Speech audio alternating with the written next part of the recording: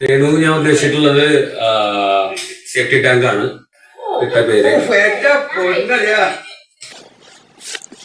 Hi guys, big boss 7-ലെ safety tank പരാമർശത്തെ കുറിച്ചാണ് ഞാൻ സംസാരിക്കുന്നത്.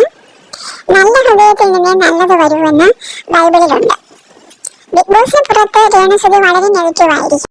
അതായത് നന്ദികേട് പറയുന്ന, അഭിനയത്തിന്റെ പേരിൽ ഓരോ കോപ്രായങ്ങൾ കാട്ടിക്കൂട്ടുന്ന ഒരു സ്ത്രീ. പക്ഷെ ബിഗ് ബോസിനുള്ളിലോ എല്ലാവരെയും പോലെ സർവൈവ് ചെയ്യാൻ ബന്ധപ്പെടുന്ന ഒരു മത്സരാർത്ഥി. ഇതിപ്പം രേണു ഹേറ്റേഴ്സിന്റെ സപ്പോർട്ട് കിട്ടാനുള്ള ഒരു സ്ട്രാറ്റജി ആയിരിക്കാം ഈ അക്ബറിന്റേത്. അപ്പാനി, ശരത്ത്, അനീഷ്, അക്ബർ, ആര്യൻ, അങ്ങനെ ടോട്ടൽ 4 ആസിന്റെ കൾട്ട് ഗ്രൂപ്പാണ് BB7 വാഴുന്നത്. ഒരുപക്ഷെ ആദ്യം വീഴുന്നതും ഇവർ തന്നെയായിരിക്കും. ഇങ്ങനെയാണെങ്കിൽ ഞാൻ അക്ബറിനോട് പറയുകയാണ്, ഒരു സ്ത്രീയെ അല്ല ഒരു മനുഷ്യനെയും ഈ ഒരു വാക്കുകൊണ്ട് അപമാനിക്കരുത്. പ്രത്യേകിച്ച് നിങ്ങളോട് പ്രത്യക്ഷമായിട്ടോ പരോക്ഷമായിട്ടോ ഒരു ദ്രോഹവും ചെയ്യാത്തൊരു വ്യക്തിയെ.